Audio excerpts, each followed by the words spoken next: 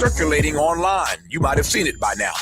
To be clear, here at KBLA, we have nothing but love for council members Heather Hutt and Curran D. Price Jr., who have been real champions for this particular Black-owned and operated business, even though KBLA does not sit in either of their council districts. But take a listen to our 8th District Council member, Marquise Harris Dawson, who, as you know, is also president of the LA City Council. Marquise Harris Dawson, president of the Los Angeles City Council and representative of District 8. We just want you to know, from the 10th District to the 8th District and all across the city, we love the district. We support Tyree and the whole team that's there. It's one of the most beloved sports watching facilities in our district, and we all stand by them 100%. All right. Now, for starters, lip service is not leadership, and slogans are not solutions. That said, I played that video at least 5 times. I mean, I was gobsmacked. The council president stands with Black businesses 100%? Oh, really? Is that just in the 10th council district? Good brother, you need to travel south down Crenshaw about a half mile. When you get to Vernon, get out the car and walk a few blocks. Ask the Black business owners in your 8th council district how they feel about being economically asphyxiated, not by an alleged predatory landlord, but by a city project that you launched years ago and cannot seem to get across the finish line. Can I keep it real? Can I keep it real? What is the point of having a Black city council president if he cannot find the funds to finish a years delayed project in his own district? What is the point of having a Black city council president who cannot curate a business interruption development fund for the suffocating businesses in his own district? I declare, these Black faces in high places don't mean diddly squat if they cannot deliver for Black people. In the next editorial, I'm going to tell you what accountability looks like. And if the city still can't figure it out, well, I guess we'll have to show them what accountability looks like. With a KBLA Talk 1580 editorial, I'm Tavis Smiley, and as always, we welcome your feedback.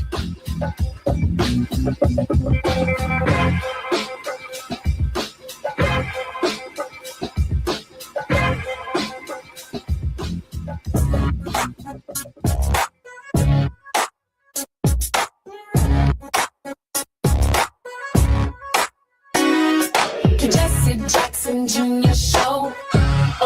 The Jesse Jackson Jr. Show. The Jesse Jackson Jr. Show. The Jesse Jackson Jr. Show. Come on and talk with me. Come on and listen to me. Come on and talk with me. Come on and listen to me. KBLA, Talk 1580, download the app.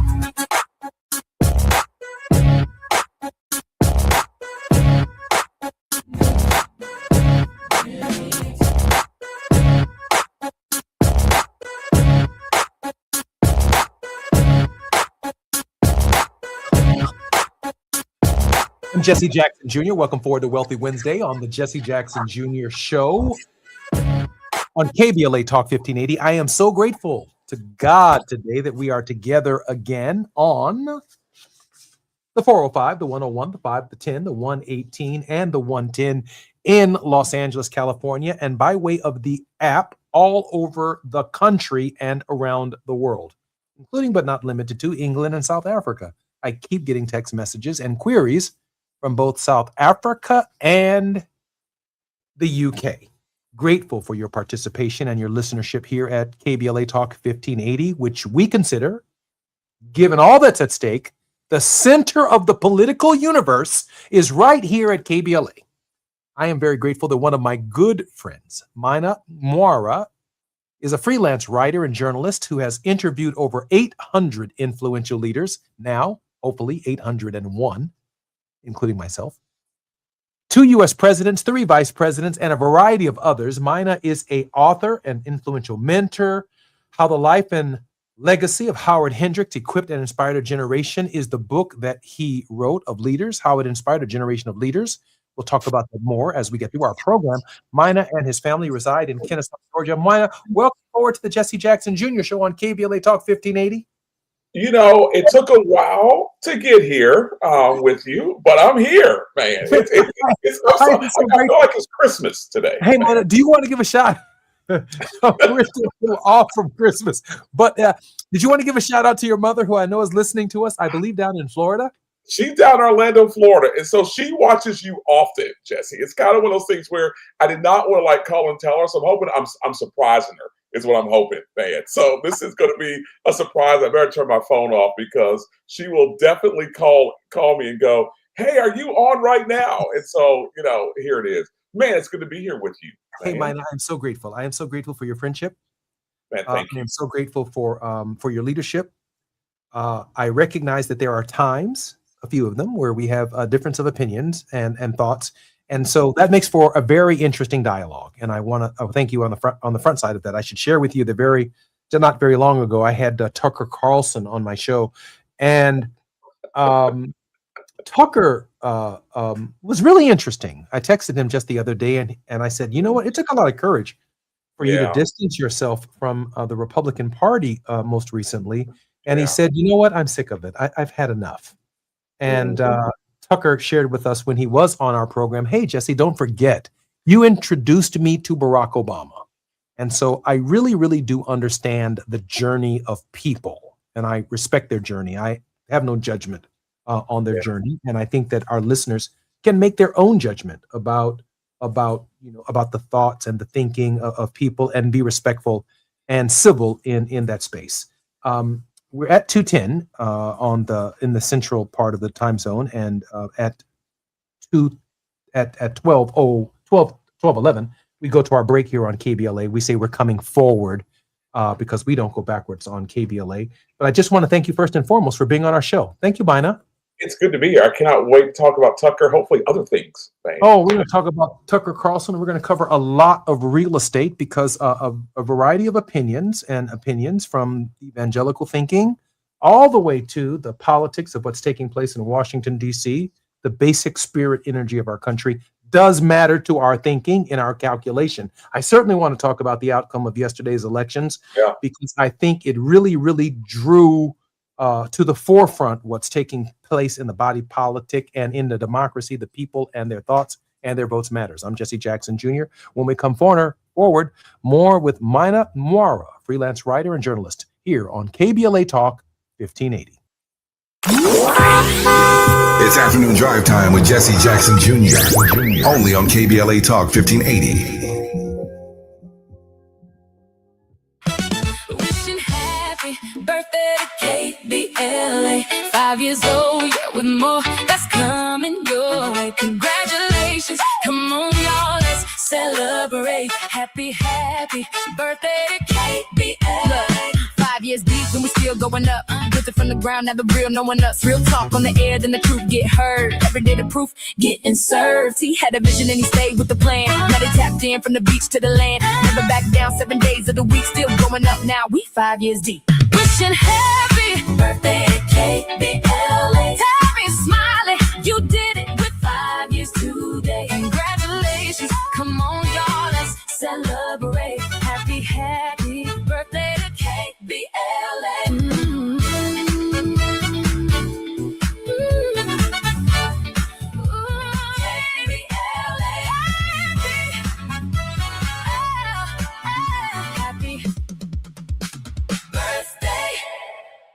Is reviewing life insurance on your to-do list? Now's the perfect time to add it. A friend recently told me that securing life insurance sooner rather than later can help you lock in lower rates for years to come. So I bumped this up on my list and got it done. I called SelectQuote and couldn't believe how easy and affordable life insurance is. I'm 40 and got a $500,000 policy for $16 a month. My husband's also 40 and his $500,000 policy was only $18 a month. Plus, with SelectQuote's same-day coverage, there was no medical exam required, and we were covered by the time we hung up. Knowing I have this checked off my list feels amazing, but the peace of mind knowing my family is protected feels even better. Call SelectQuote at 1-800-729-7070. That's 1-800-729-7070. Or go to SelectQuote.com to get your free quote today. That's 1-800-729-7070. Details on example rate at SelectQuote.com. Let's do this.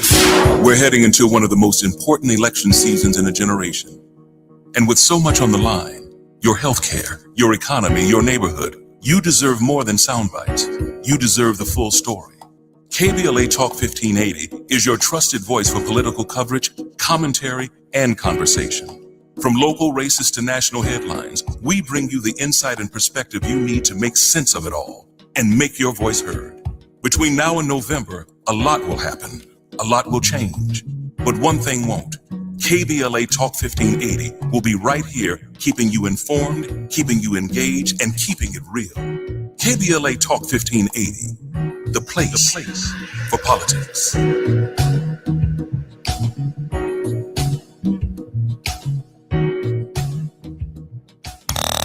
Now back to more of Jesse Jackson Jr. on KBLA Talk 1580. The Jesse Jackson Jr. Show. The Jesse Jackson Jr. Show. The Jesse Jackson Jr. Show. The Jesse Jackson Jr. Show. King Volley, drop the beat. Come on and talk with me. Come on and listen to me. Come on and talk with me. Come on and listen to me. KBLA Talk 1580. Download the app. Mina, before I get to some questions about what's taking place, the elections yesterday and a number of other issues that are, I think, are very pertinent, can you share with our listeners a little bit about yourself and your journey? Yeah, man, thank you, Jesse. First of all, I'm glad to be here again, man. I got to tell you, seeing your journey come full circle is just amazing, man, first of all. Well, Jesse, I would say, I'm a minister, journalist, producer, man. And those three orders there, man. And it's one of those things that I love these type of conversations, to be honest with you, just because it allows us to really talk through where culture is and where the church is too, to some degree, because, they're not that far apart from one another usually, Jesse. But it's always good to chat with you and good to be here again, man. I'm particularly honored that you're here. In the church, the pastor oftentimes responds to the congregation, and the congregation responds to the liturgy, if you will, of the church. And so you get this back and forth, this interaction that motivates the pastor, and the people are moved by the spirit energy. And I think the same is true in politics. In politics, the people respond. The political order should respond to that which the people say. Yesterday was a very, very important election across the country, but specifically in New York. How did you read, and how do others read from your perspective, what the American people had to say about our processes yesterday in the elections? Yeah, Jesse, I've been to New York City 3 times and just this month alone, man. And every time I've gone for the last 3 times here, just this month alone, it's 2 words, Manny. It's just 2 words, basically. Ready and at the same time, restless, man. And when you see people who are ready for a change, and they usually are restless, like right behind you, if that makes sense, Jesse. And so it's one of those things where they're not only ready, but they're also restless. And if you want to say restless comes first before ready, you can say that too. But it's one of those deals where we look at everything going on. People are just restless, not only across the country, but definitely that's what we saw yesterday. I think I also saw restless, ready, and repudiation. Yes. A number of Democratic mainstays, Democratic incumbents were defeated in the New York election. Mayor Mamdani actually endorsed some candidates contrarian to those supported by the sitting president of the United States, who's embroiled in a number of issues that are public. They're obvious. They're in every newspaper every single day. Every news channel is covering them. But at the same time, the voters themselves, the American people, spoke yesterday. And on this question of repudiation, did you hear what I heard? Yeah, I really did, Jesse. It's one of those things where if you are Hakeem Jeffers, you woke up lonely this morning, to be honest with you, man. I mean, and in fact, I don't know if you've seen this yet or not, but the House Republicans actually placed a bouquet of flowers on his door. You know what that's like, Jesse, from being there. I've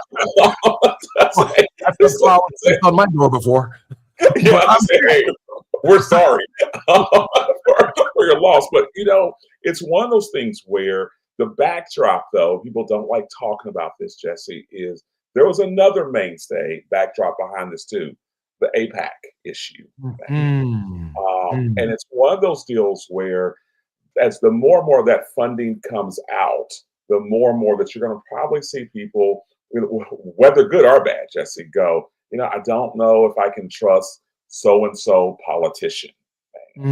That's really interesting. That's really interesting because as a minister, and I'm a graduate of Chicago Theological Seminary, I have never been ordained, but I've been on an occasion afforded the opportunity to, quote, pull it if I'm in a pulpit, if I have something to say that really moves my spirit. My question is, it's really interesting to me that on this question of AIPAC, we often associate their liberation story with our liberation story as Americans. In fact, many of the early architects of our republic referred to America as the new Israel. Yeah. They saw Palestine as Palestine. That's what they called the present land dispute, Palestine.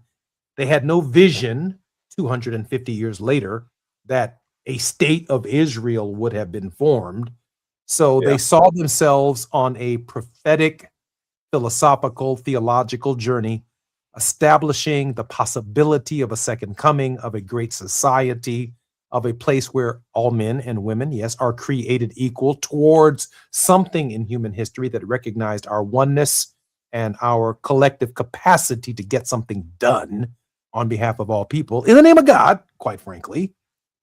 And I find it interesting that maybe in these elections, and I've experienced one of my own in the last 9 or so months, AIPAC has overextended its hand within the Democratic Party. And I think some of the ways in which they have hid their hand as they brought their money into the process, the American people are now responding with a divine clarity. Why not? Yeah, I firmly agree. It's one of those things, Jesse, it is the backdrop, and we're going to wrestle with it here in the next election cycle as well, Jesse, at the same time, of how much can they bring in, how much they not bring in, who should they bring in to the table. It's going to get very uncomfortable, Jesse, here.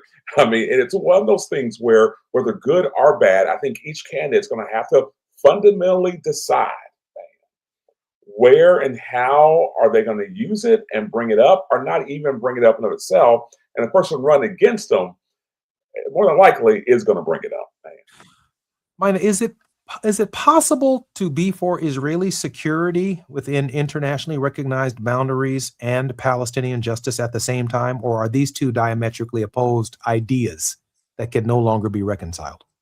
I don't think they can no longer be reconciled. I know that may make some people feel a little uneasy to a certain degree, but I don't think they can when you have on the forefront Palestinian children who are dying daily, Jesse. And so for a lot of people, they're seeing that and it's rubbing out everything else. Man. And that is where I think politicians are going to have to catch up to where culture is. And they're definitely going to have to catch up to where we are as a culture in certain communities in the country. New York City being one of those. And that's why you saw what you saw, in one of these races. It was two Jewish people who were running at the same time, man. Just that one of them was more progressive than the other one was. But at the same time, we've got to acknowledge that culture is further ahead than most politicians are. And that may be a first, Jesse. Usually politicians are more ahead than where we are as a culture. On this go around, because of social media, because of anything people have seen, they're more further ahead than most politicians are, man. And the ones who were with culture were the ones who won last night. I find it interesting that the American people have watched the news, they've seen social media, they've been educated through processes other than buying the morning daily newspaper or looking at magazines and the traditional ways that you and I grew up when we rushed to the newsstand, which, by the way, no longer exists for the most part in America, to get a newspaper. Their response in the form of their vote, Raphael Warnock says a vote is a kind of prayer that we cast for the world that we want to build. And so as they watch these filters, or they filter the information, and they find themselves on the side of what's taking place with the Palestinian people, we still see our leadership, to some degree, Donald Trump and Benjamin Netanyahu, in a very different space than the people's reaction to what's taking place at the polls. Is that a fair assessment? I'd have to disagree with you, Jesse. I mean, to be honest with you, because we now see President Trump, as many people may or may not want to hear this, is that he may be lock in step with the majority of culture, to be honest with you. Because if you look at those two, they've had their confrontational moments. Anytime that you're cussing at somebody, Jesse, it's definitely confrontational. So I would say that he may be more lock in step with the culture than what he even realizes, man. Yeah, it kind of reminds me of the idea of a semi truck jackknifing, because or turning a battleship. Once the head makes a quick turn, it's impossible for the trailer to necessarily to follow. But in this case, the people have made a turn, even if the president and the politicians, the Israeli leadership, have remained lockstep. But I must be candid, in the last 2 months, there has been a movement from Donald Trump to tie his, if you will, his semi-truck, his Mac engine to the trailer, and it has distanced himself, wittingly or unwittingly, from Benjamin Netanyahu, who he was aligned with at the conception and the beginning of the Iranian conflict. He was, Jesse, but as you know, Jesse, you heard this before in local church life. Money is the last thing to go, and when it goes, it reveals everything.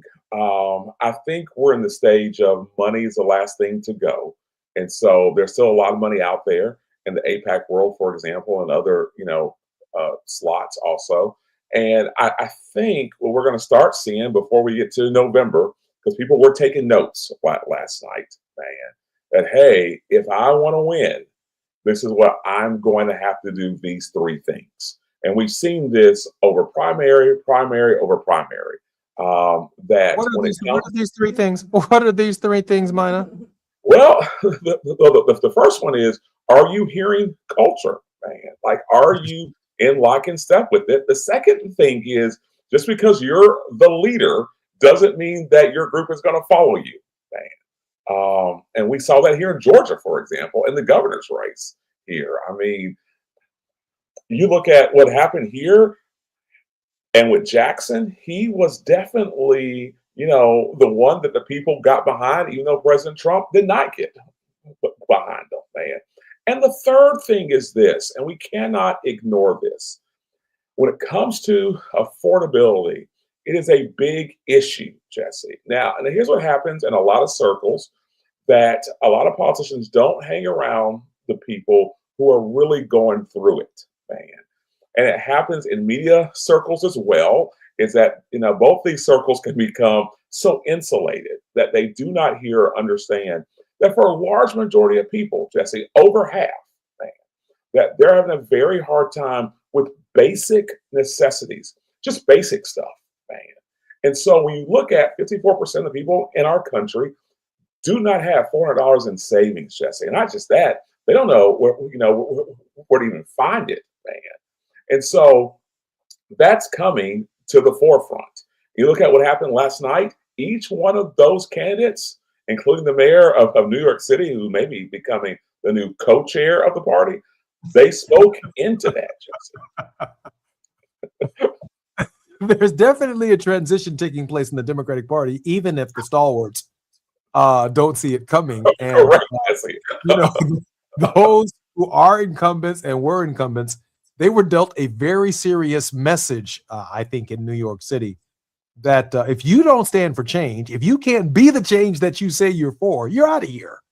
And I thought that was the classic case of Dan Goldman. Did you see that in that race as well? I really did. And of course, he saw it too, Jesse. If you were to ask him afterward, I felt bad for the guy. Wherever he is, he's having a rough morning. Dan, if you hear me, come on the Jesse Jackson Jr. show. Hell, I'll even have Mina back for that show so we can interview you together. Go ahead. I felt bad for him, Jesse. I really did, because you can tell he had been punched, man, which is always hard, man, when you lose something, obviously. But you don't have to tell me. I lost 1 out of, I think, 9 or 10, but it was painful, man. It's painful, Jesse. And you saw it on his face. Here's the bottom line. The mayor obviously the mayor can't run for, vice presidency or presidency, obviously, but he will be on the ballot in a lot of races, man. And getting his endorsement is going to be huge. I would say getting his endorsement in some parts of the country are going to be right there neck and neck with the former President Obama, to be honest with you, man. Because last night he proved that although he maybe can't run for president of the United States, but he can make people take a look and go, hey, what about this guy, man? Now, I do think there is some, if you look at the upswings here, there are some things, if you're leading the Democrat Party, that you should be concerned about, Jesse. I do think Black men don't tend to rally around socialism, man. And that may be a factor that may cost them in some parts of the country, too, if they're not careful, where some of these votes are just razor thin, man.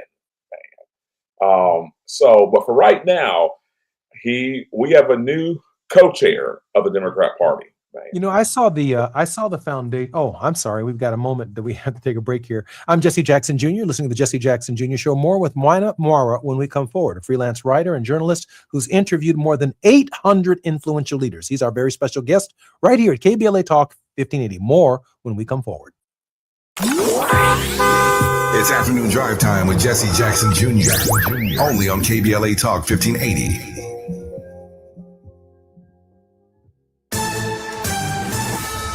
I'm Mike Island with BIN News Now.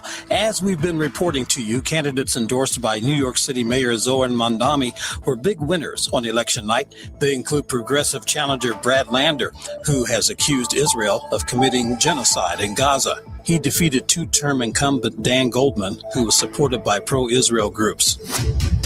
SNAP benefits, or the Supplemental Nutrition Assistance Program, is continuing to go through changes.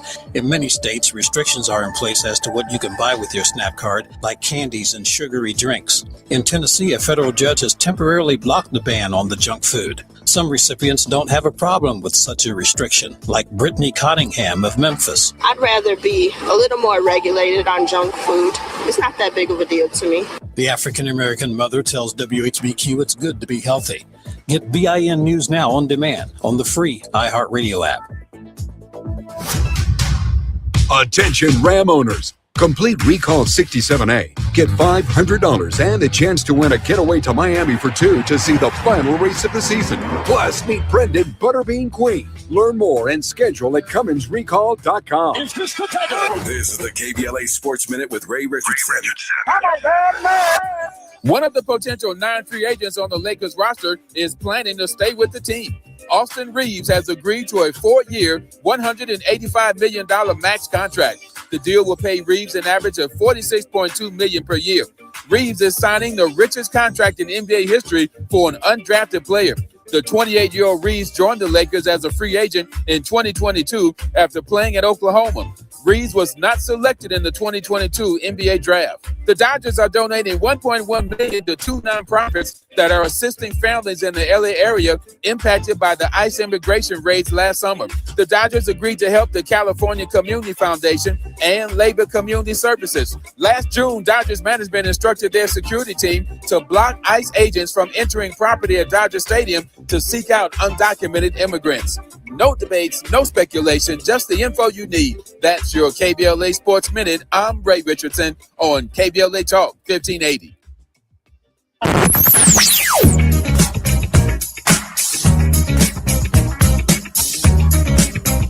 This is KBLA Talk 1580. Talk radio. That's music to your ears. We're unapologetically progressive. KBLA Talk 1580. We've got a lot to talk about. Hi, I'm Zoe Williams, a.k.a. the Voice of Reason, encouraging you to join me weekdays from 7 to 9 p.m. for the world's most intriguing relationship radio roundtable. Every night, I facilitate and encourage our loyal listeners to participate in the most engaging relationship discussions you'll hear anywhere. So make it a point to rendezvous with me, Zoe Williams, the Voice of Reason, Monday through Friday, 7 to 9 p.m. Pacific Standard Time. Trust me, your relationships will never be the same. The VOR is on fire tonight. Unapologetically progressive. KBLA Talk 1580. We've got your black. Going to a World Cup match in LA this summer? Ditch the parking stress and ride Metro. With direct service from across LA County, it's the easy way to get there for just $1.75 each way.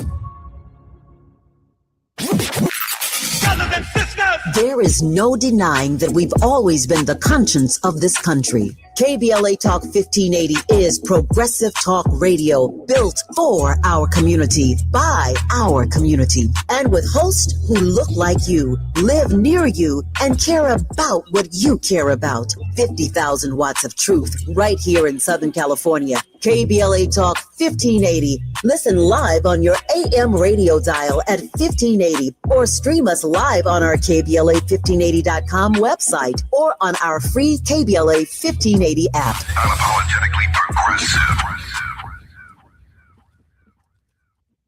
This November, you'll decide who leads California.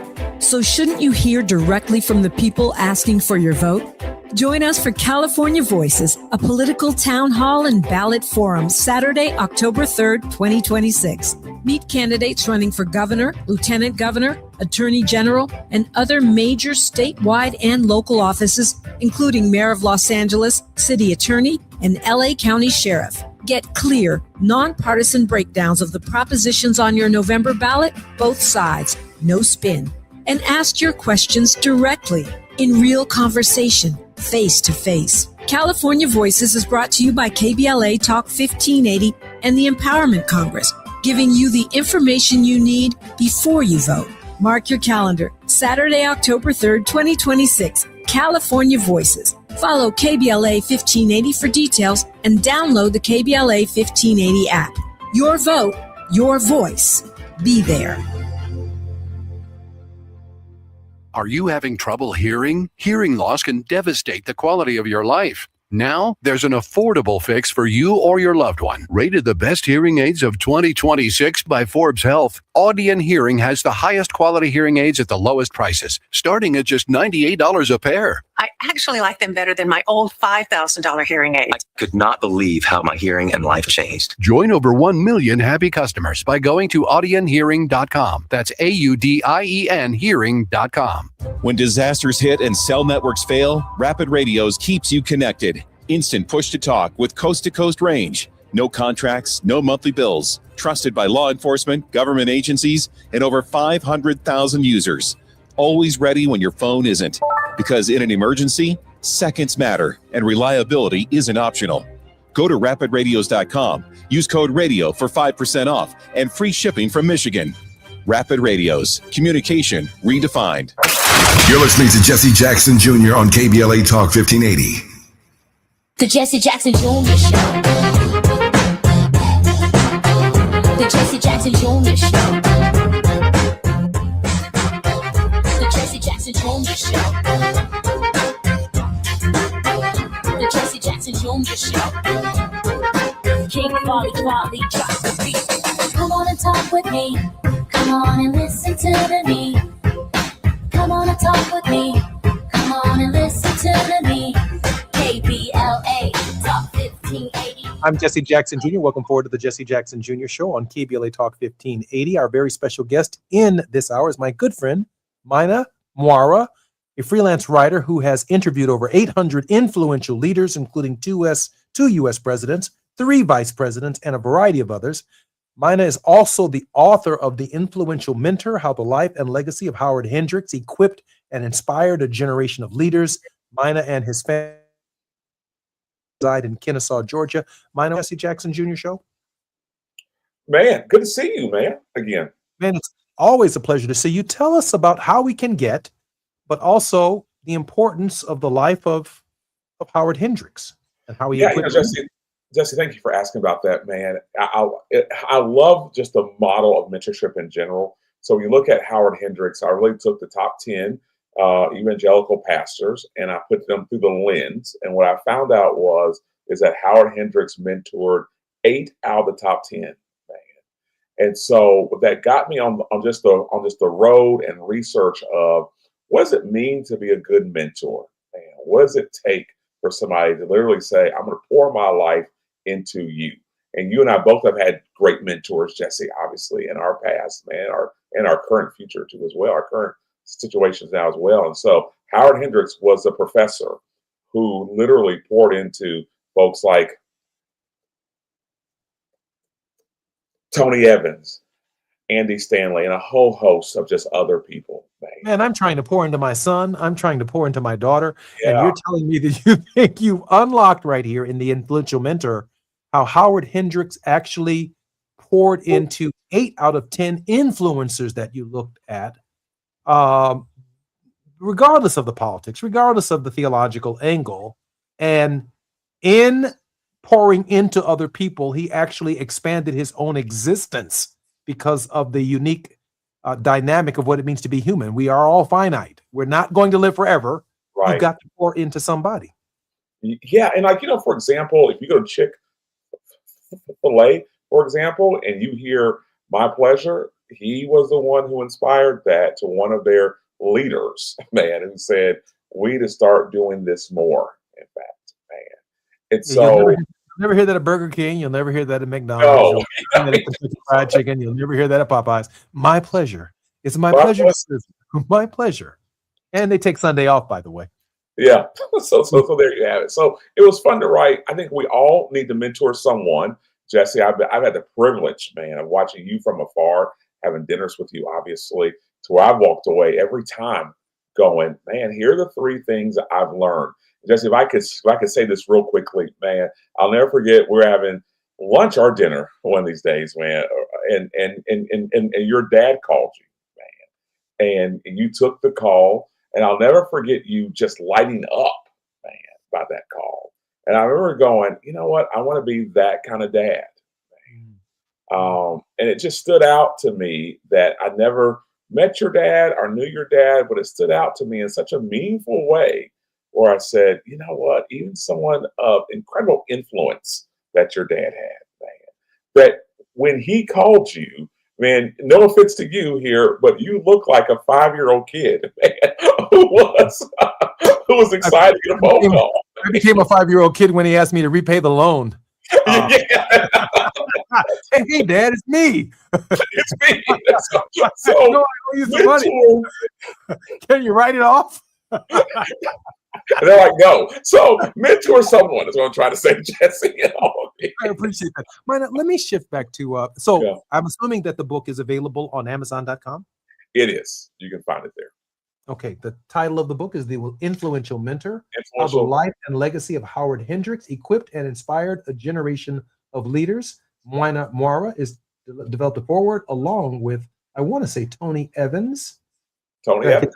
Yeah. I'm so grateful and encouraging our listeners to consider The Influential Mentor by Mina Moira. Hey, Mina, let me ask you this question. Yeah. I see a resurgence in Mayor Mamdani of big city Democratic politics, a machine.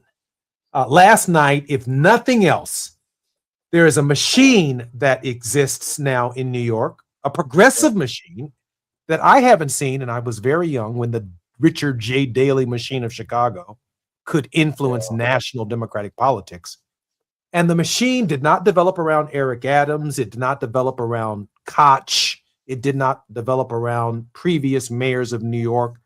I see a progressive machine that at the hour of Donald Trump is actually focused on the federal government itself and the behavior of the president of the United States. And that machine does include Alexandria Ocasio-Cortez and those victors who now support Mamdani, and Mamdani obviously supported them, who defeated the Schlossbergs, as well as the footsteps that Chuck Schumer must be hearing as a result of what took place last night. But at the same time, I'm thinking and I'm observing the attack by this administration on Chicago and on New York and on big Democratic cities, if you will, around the country. Your initial thoughts? Well, I think mayors win. As Tip O'Neill always said, all politics is local. And so who do people see more so than anybody else? Their mayor. And it's one of those things where if your mayor happens to be cool and exciting and there at the right time, man, they're going to win. And now here it is different.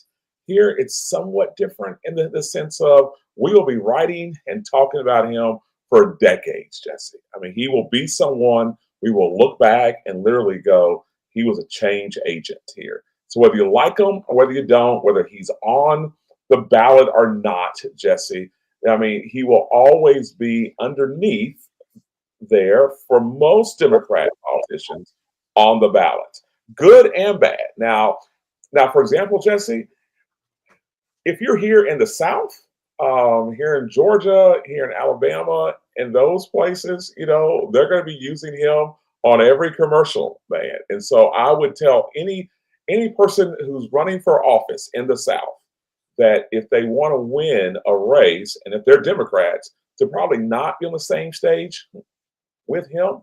But if you're outside the South, man, you're going to want him to endorse you. Man. Interestingly enough, though, in Georgia, where you are, the people themselves showed up without a leader. One might argue that they may have been led by, a Democratic figure or even a Republican figure. But the state legislature recently, as Barbara Arnwine said on our program yesterday, capitulated on the question of redistricting when the people showed up. And I was actually particularly impressed that Governor Kemp in Georgia responded and the legislature responded to the idea that the people themselves spoke. And even that Republican majority appeared to be responsive to the concerns of the people. Well, I would say it's about Kemp. I've interviewed him a number of times, Jesse. and he's a great politician, man. He's a pretty good about, like, he definitely sees where the people are typically, not always. He suffered a blowback here a couple of weeks ago, but I would say that he's usually lock in step with the people, sometimes a little behind. But if a politician can be lock in step with their culture, with their people, Jesse, they're going to do well in this upcoming race. Like each race is going to depend on who is running for office. Fundamental, man. It will not be a national election. It will be a local election down to the wire, in fact. I'm Jesse Jackson Jr., listening to the Jesse Jackson Jr. Show. When we come forward, a couple more questions from Wina and his word of hope. More on KBLA Talk 1580 when we come forward.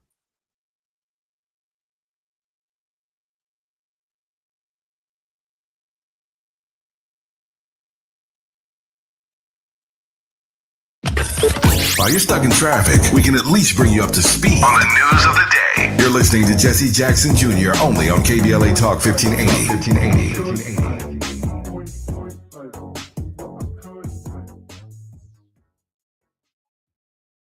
Hi, I'm Chris Holden, former California Assembly member, former Mayor of Pasadena, and CEO of LA Fire Justice. I've spent my career fighting for our communities. When I saw Edison celebrating $4.5 billion in profits while Eaton Fire survivors struggle to make ends meet, it made me simultaneously sick and furious. Families and individuals are dealing with financial pressure, insurance delays, costly remediation, and the painful question of how to rebuild their lives, while the utility that caused the fire is paying its executives millions and is more profitable than ever. That's not justice. That's a disgrace. Join the lawsuit with LA Fire Justice to hold Edison accountable. We're here to help you, your family, and our community recover. Visit lafirejustice.com today to learn more about your eligibility and how to start. Advertisement. Douglas Boxer, 221 East Walnut Street, Suite 100, Pasadena, California, 91101 is the attorney responsible for this ad. LA Fire Justice is proud to sponsor Conversation Live, Altadena Rising with James Farr on KBLA Talk 1580. Gas prices got you down. LADWP customers get a rebate of up to $4,000 when you buy a used electric or plug-in hybrid vehicle. Installing an EV charger at your home? Get a rebate for that too, up to $1,500. Visit ladwp.com/EV today and start saving. That's ladwp.com/EV.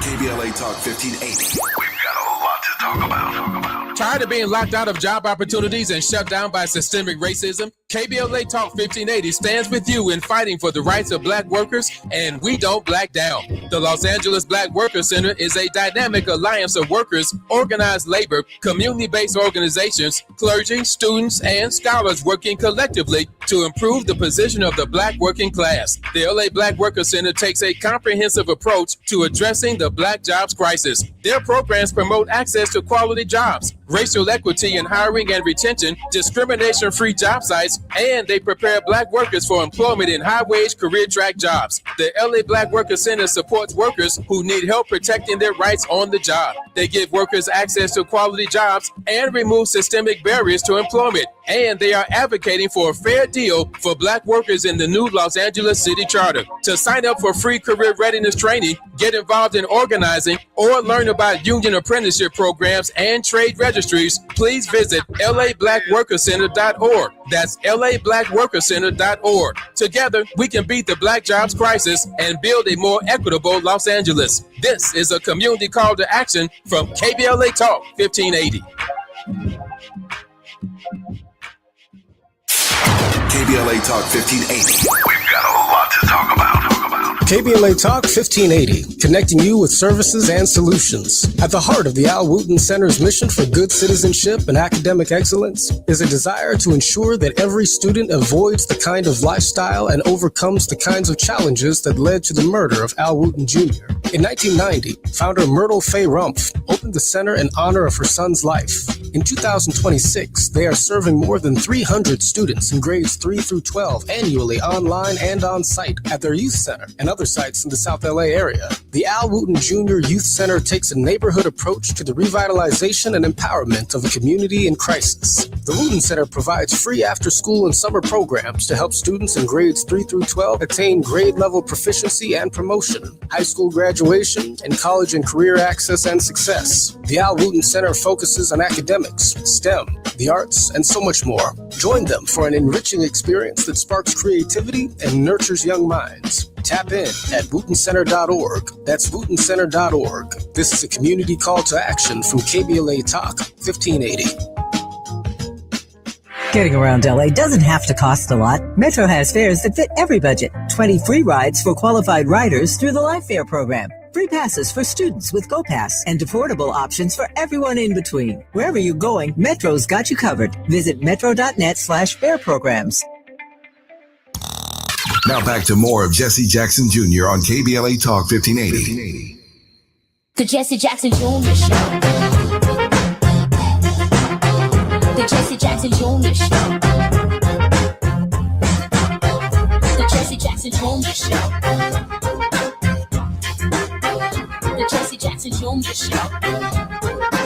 I'm Jesse Jackson Jr. Welcome to the Jesse Jackson Jr. Show on KBLA Talk 1580. Come on and talk with me. Moira, freelance writer and journalist, who has interviewed over 800 influential leaders, including U.S. presidents, 2 of them in number, 3 vice presidents, and a variety of others. He's the author of The Influential Mentor: How the Life and Legacy of Howard Hendricks Equipped and Inspired a Generation of Leaders. Mina and his family reside in Kennesaw, Georgia, and I want to give a shout out to his mother in Florida, who is a regular listener to the Jesse Jackson Jr. Show on KBLA Talk 1580. Mina, welcome forward to the show. Good to be back again, man. I got to tell you, the music on this show is amazing, Jesse. So I just want to be clear. Well, please let Facebook know that they should not hit us with copyright infringements. Oh my gosh, yeah.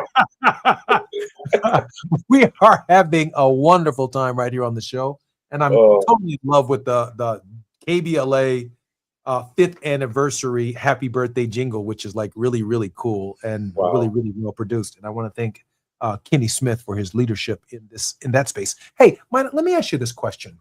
Yeah.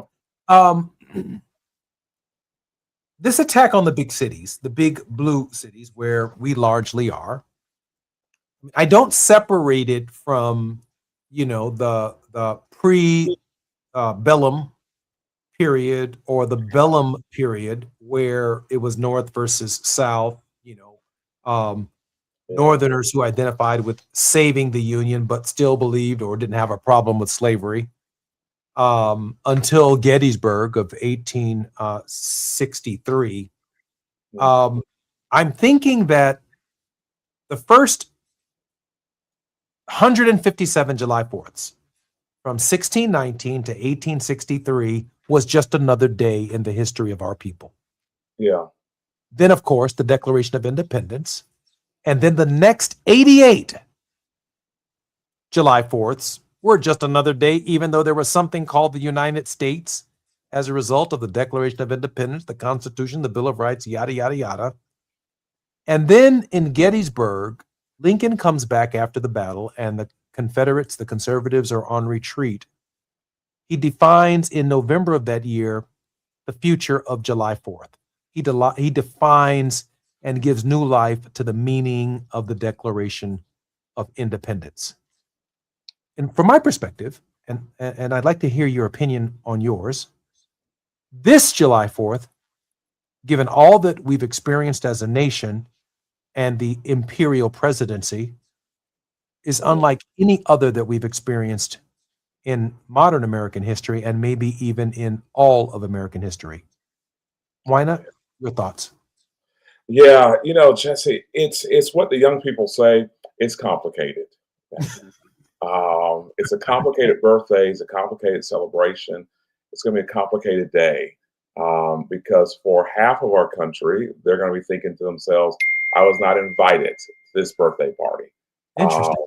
And so, when you're when you're not invited to a party, what do you do, man? Do you hang around or do you just go home? And so we have to admit and say to ourselves, for half of the country, they feel like they've not been invited. That's honest. That's really honest right there. It just is. And so, but it's also complicated because for my daughter and her 13-year-old friends, they would all say, what it's do we barbecue do? time. It's firework barbecue time. I live in America. I get it. My kids are right there. So it's one of those things, Jesse, when you think about all of the complications and all of the emotions, what will come out of this, I don't know. I wish I was at July 4th today to kind of go, here's where we are. But we're going to have to look back, when it gets to July 5th and go, this is complicated. And we're in a complicated union in a complicated time. And to make fun of cities, to come against cities, that strategy is just not going to work long term, man, because more people live in cities today than any other time in American history, man. And we need them more than we've ever had before as well, Jesse. And so you can't make fun of a city that you got to go into every day. We are listening to Worldwide with Wilmer Leon. Wilmer could not make it today, but I am so grateful that my friend Moina Moira was able to join us at the last moment. And of course, grateful to our producer, Gina Towns, for reaching out and grabbing someone who I knew would make an absolutely interesting show. And when she told me that Moina was coming on the show, I said, yay! Oh, wow. We're going to have a thoughtful conversation that can cover just about any question. Moina, listen, we've got about 2.5 minutes before we come forward, which is, of course, the end of our show. I hope maybe hang around with us maybe for the first part of the next show. And in fact, our regular contributor can join us. But we always offer our regular contributors as well as our guests the opportunity for the final word of hope from our show. Why not? Your word of hope. I appreciate that. Thank you again for having me on, Jesse. Just say hello, man. That would be my word.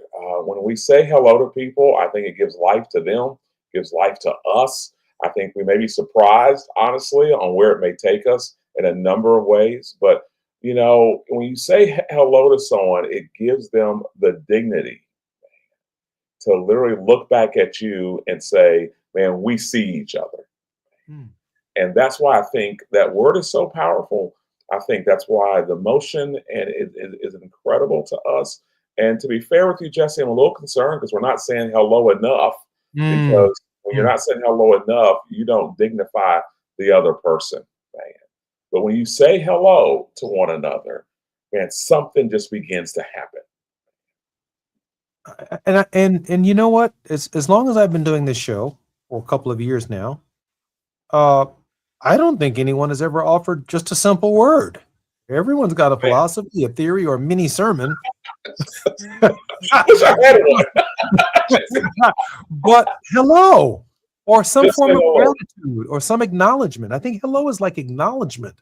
It's an acknowledgement of your personhood, that you matter to me, that I'm thinking of you in this instance with all that's going on in my day and in my world, or in anyone's day or anyone's world. If you're on the 405, the 101, the 5, the 110, the 118, the 10, and you're thinking about road rage because someone just honked at you or just said something nasty or negative or flipped you the bird, to just say hello, or to treat a person with the dignity of an acknowledgement that they exist. I can't think of something more beautiful. Why not? Gina's over here giving me all kinds of signals, trying to say, hey, he's got to come back. He's got to come back. I want him back as soon as Friday. Gina is amazing. On the Fat Meat Friday show. Okay. Well, then she says there's going to be a serious grilling, so we can go even deeper with Moina Moira, who has interviewed more than 800 influential leaders, including 2 U.S. presidents and 3 vice presidents. Grateful for your participation in our show. Thanks, man. I'm Jesse Jackson Jr., listening to the Jesse Jackson Jr. Show. Hopefully, Moina will be with us for another segment right after the break. And then we come forward with Reverend Dr. Todd Yeary, 1 foot in the pulpit and 1 foot in the courtroom, 1 foot in church and 1 foot in reality. More when we come forward on KBLA Talk 1580. KBLA 1580 Santa Monica. I'm Mike Island with BIN News Now. As we've been reporting to you, candidates endorsed by New York City Mayor Zohran Mamdani were big winners on election night. They include progressive challenger Brad Lander, who has accused Israel of committing genocide in Gaza. He defeated two-term incumbent Dan Goldman, who was supported by pro-Israel groups. SNAP benefits, or the Supplemental Nutrition Assistance Program, is continuing to go through changes. In many states, restrictions are in place as to what you can buy with your SNAP card, like candies and sugary drinks. In Tennessee, a federal judge has temporarily blocked the ban on the junk food. Some recipients don't have a problem with such a restriction, like Brittany Cottingham of Memphis. I'd rather be a little more regulated on junk food. It's not that big of a deal to me. The African-American mother tells WHBQ it's good to be healthy. Get BIN News Now on demand on the free iHeartRadio app.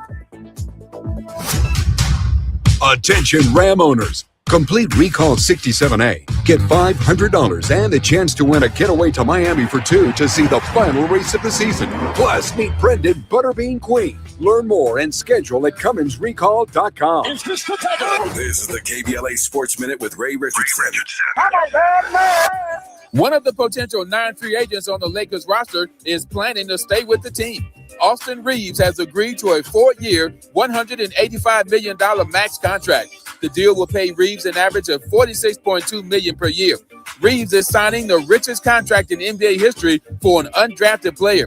The 28-year-old Reeves joined the Lakers as a free agent in 2022 after playing at Oklahoma. Reeves was not selected in the 2022 NBA draft. The Dodgers are donating $1.1 million to 2 nonprofits that are assisting families in the LA area impacted by the ICE immigration raids last summer. The Dodgers agreed to help the California Community Foundation and Labor Community Services. Last June, Dodgers management instructed their security team to block ICE agents from entering property at Dodger Stadium to seek out undocumented immigrants. No debates, no speculation, just the info you need. That's your KBLA Sports Minute. I'm Ray Richardson on KBLA Talk 1580. All I need is one mic. With a KBLA Talk 1580 editorial, I'm Tavis Smiley. Some interesting developments as it relates to Destination Crenshaw, or Procrastination Crenshaw, as it's known around these parts. So just north of us on Crenshaw Boulevard in the 10th Council District, there's a black-owned restaurant called The District. Apparently, the restaurant is in some sort of legal dispute with the landlord, and it's gotten pretty ugly. So ugly, in fact, that the 3 black members of the LA City Council recorded a video in support of the restaurant, which is now circulating online. You might have seen it by now. To be clear, here at KBLA, we have nothing but love for Council members Heather Hutt and Curran D. Price Jr., who have been real champions for this particular black-owned and operated business, even though KBLA does not sit in either of their council districts. But take a listen to our 8th District Council member, Marquise Harris Dawson, who, as you know, is also president of the LA City Council. Marquise Harris Dawson, president of the Los Angeles City Council and representative of District 8. We just want you to know, from the 10th District to the 8th District and all across the city, we love the district. We support Tyree and the whole team that's there. It's one of the most beloved sports watching facilities in our district, and we all stand by them 100%. All right. Now, for starters, lip service is not leadership, and slogans are not solutions. That said, I played that video at least 5 times. I mean, I was gobsmacked. The council president stands with black businesses 100%? Oh, really? Is that just in the 10th council district? Good brother, you need to travel south down Crenshaw about a half mile. When you get to Vernon, get out the car and walk a few blocks. Ask the black business owners in your 8th council district how they feel about being economically asphyxiated, not by an alleged predatory landlord, but by a city project that you launched years ago and cannot seem to get across the finish line. Can I keep it real? Can I keep it real? What is the point of having a black city council president if he cannot find the funds to finish a years delayed project in his own district? What is the point of having a black city council president who cannot curate a business interruption development fund for the suffocating businesses in his own district? I declare, these black faces in high places don't mean diddly squat if they cannot deliver for black people. In the next editorial, I'm going to tell you what accountability looks like. And if the city still can't figure it out, well, I guess we'll have to show them what accountability looks like. With a KBLA Talk 1580 editorial, I'm Tavis Smiley, and as always, we welcome your feedback.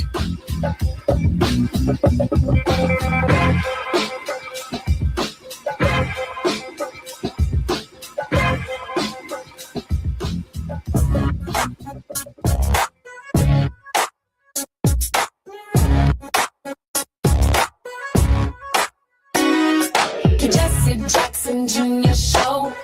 Oh, oh, oh, oh, oh, the Jesse Jackson Jr. Show. Oh, oh, oh, oh, the Jesse Jackson Jr. Show. Oh, oh, oh, oh, the Jesse Jackson Jr. Show. Oh, oh, oh, oh, come on and talk with me. Come on and listen to me. Come on and talk with me. Come on and listen to me. KBLA Talk 1580. Download the app. Wealth Wednesday on the Jesse Jackson Jr. Show. I'm Jesse Jackson Jr. on KBLA Talk 1580. We had a wealthy conversation with Moina Moira, a freelance writer, journalist, who's interviewed over 800 influential leaders, including 2 U.S. presidents, 3 vice presidents, and a variety of others. Moina is the author of The Influential Mentor: How the Life and Legacy of Howard Hendricks Equipped and Inspired a Generation of Leaders. His family resides in Kennesaw, Georgia. He knows everything that's going on in the state of Georgia, and he is our very special guest and my very good friend. Moina, welcome forward to the Jesse Jackson Jr. Show. Good to be here, man. I gotta say, I miss you not being here in the Atlanta area, Jesse. Man, I'm on my way back, man. I'm on my way back. Just give me about 10 days, and we're heading south, and we'll set up shop, and we'll be there for a good month. Wow. Between South Carolina, North Carolina, Virginia, and Georgia, interviewing a number of people in that part of our country. So we are heading in that direction. One of the fascinating things about talking to Moina is this. You can have almost a conversation with him about any subject matter, and you don't have to give him the questions on the front side. He's that literate, that thoughtful, and that well-read. And so I want to turn our attention for just a moment in this segment to April 18th, 1864.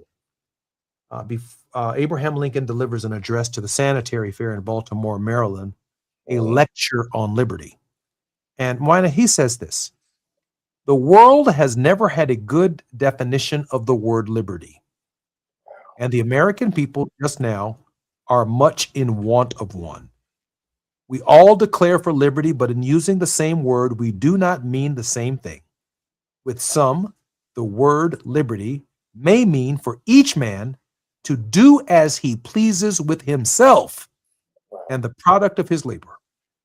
While with others, the same word may mean for some men to do as they please with other men and the product of other men's labor. Here, we not only have 2 different but incompatible things called by the same name, liberty, and it follows that each of these things is, by their respective parties, called by 2 different and incompatible names, liberty and tyranny.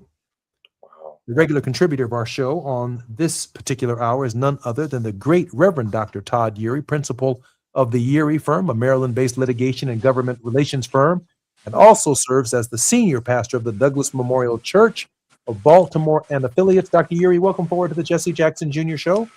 And I get to hang out with Jesse Jackson Jr. when he's dealing with real world issues. How about that?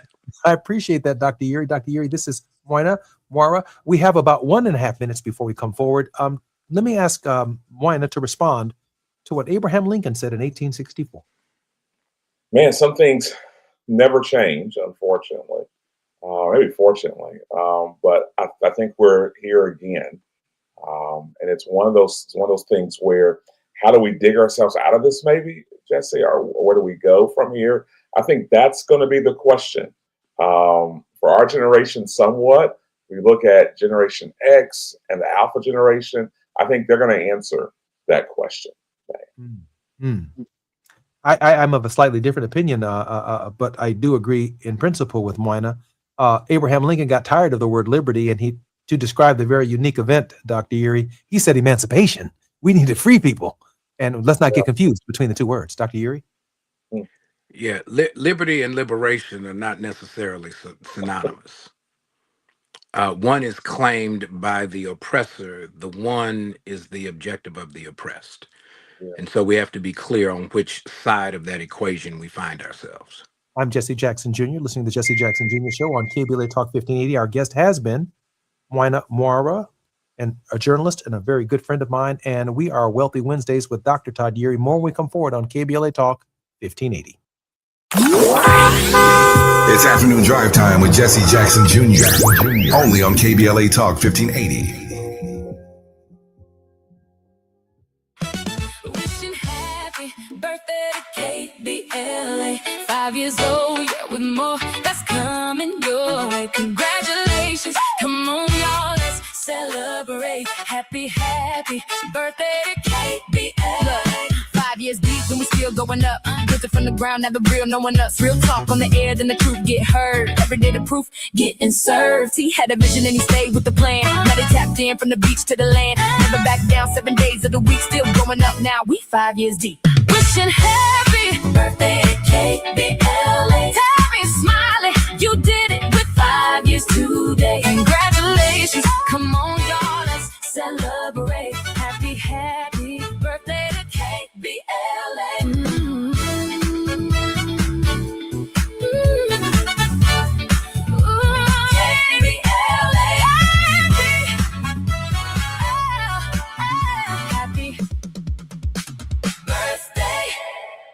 Is reviewing life insurance on your to-do list? Now's the perfect time to add it. A friend recently told me that securing life insurance sooner rather than later can help you lock in lower rates for years to come. So I bumped this up on my list and got it done. I called SelectQuote and couldn't believe how easy and affordable life insurance is. I'm 40 and got a $500,000 policy for $16 a month. My husband's also 40 and his $500,000 policy was only $18 a month. Plus, with SelectQuote's same-day coverage, there was no medical exam required and we were covered by the time we hung up. Knowing I have this checked off my list feels amazing, but the peace of mind knowing my family is protected feels even better. Call SelectQuote at 1-800-729-7070. That's 1-800-729-7070. Or go to SelectQuote.com to get your free quote today. That's 1-800-729-7070. Details on example rate at SelectQuote.com. Let's do this.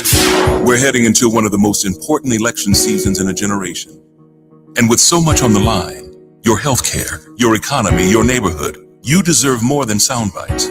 You deserve the full story. KBLA Talk 1580 is your trusted voice for political coverage, commentary, and conversation. From local races to national headlines, we bring you the insight and perspective you need to make sense of it all and make your voice heard. Between now and November, a lot will happen. A lot will change. But one thing won't. KBLA Talk 1580 will be right here, keeping you informed, keeping you engaged, and keeping it real. KBLA Talk 1580, the place for politics.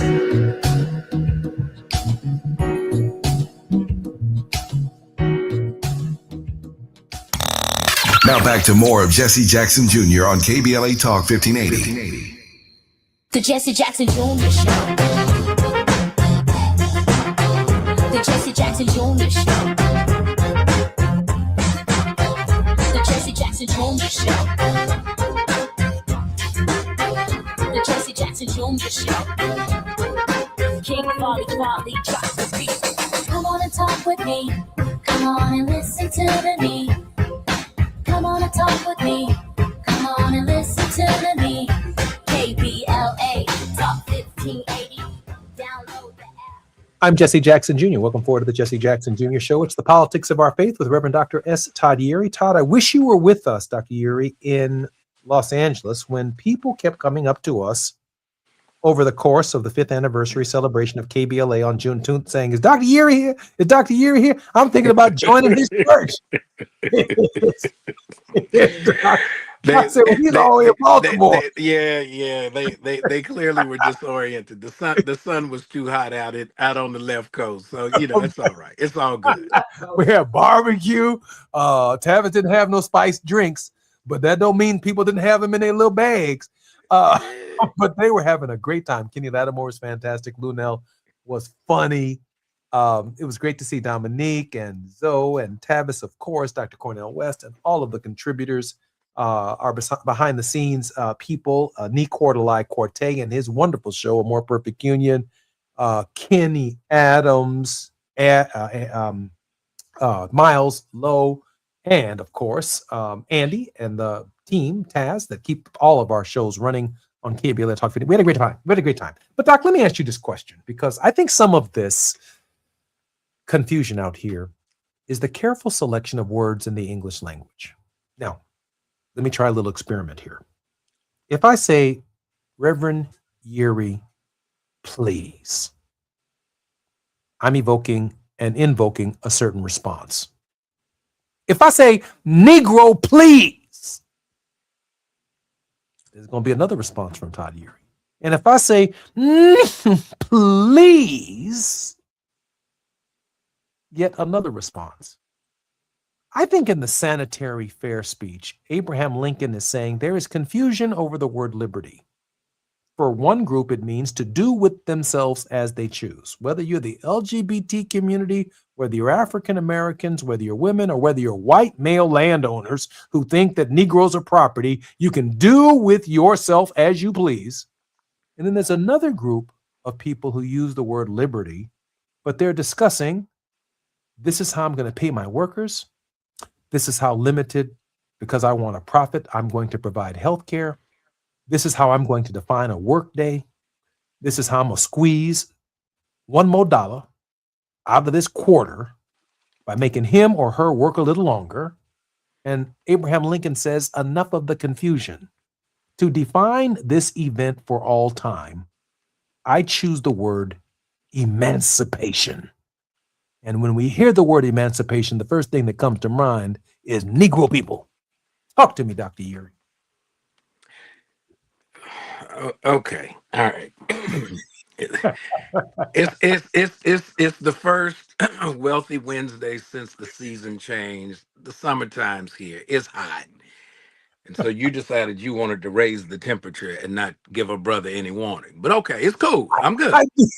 I thought about it in real time because you're that guy. You and Wino Mora can handle anything I throw at them, which makes you so. I was gonna say, happy birthday to KBLA and the good work that Tavis Smiley's doing. I was getting ready to put on the birthday hat and light some candles, but here you come.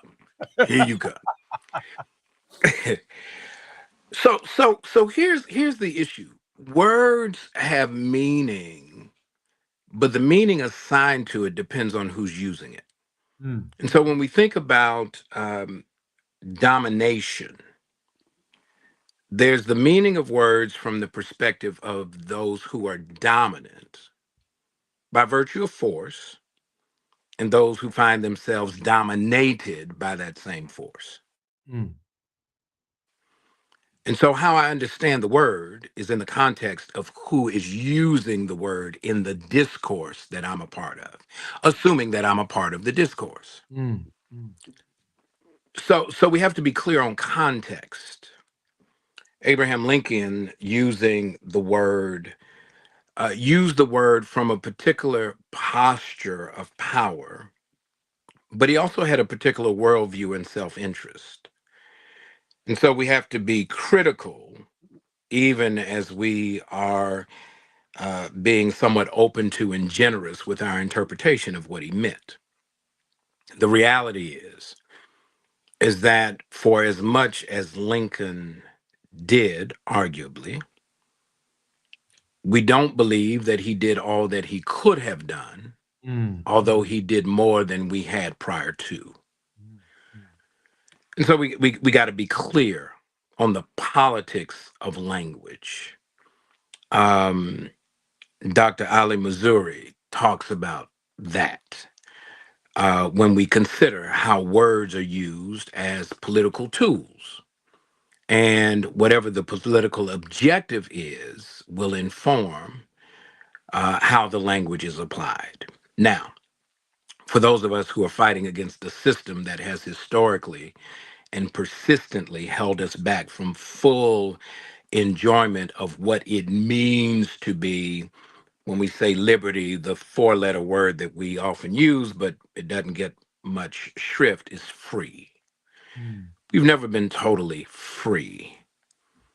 Even as we are looking at the dynamics of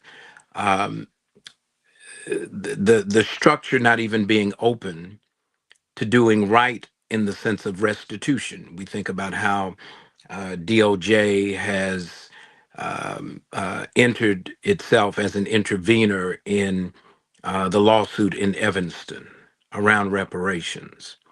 So we have to be very, very clear about where we stand in the conversation. If it's a family member conversation, if we're just sitting at the table, then yeah, the words have meaning because we're using a different lexicon. But if it is a dominated conversation, then we have to always be suspect about what those who never have to see the world through the eyes of those who are dominated mean by the words that they're using, such as liberty and liberation. We hold these truths to be self-evident, that all men are created equal and are endowed with, by their creator, with certain inalienable rights, among them life, liberty, and the pursuit of happiness. That sounds good. It has rhetorical flourish to it. But depending on where you sit in relationship to the application of that framing, you come away with a different expectation of the outcome. That's really interesting, Dr. Yuri, because in this moment, I'm saying to myself, if I'm Joe Biden or if I'm Barack Obama, looking at the content of one's character, bring Susan Rice or bring General Holder or bring them into my administration, by definition, I'm bringing people close to me that I have a relationship with and I don't have to announce it.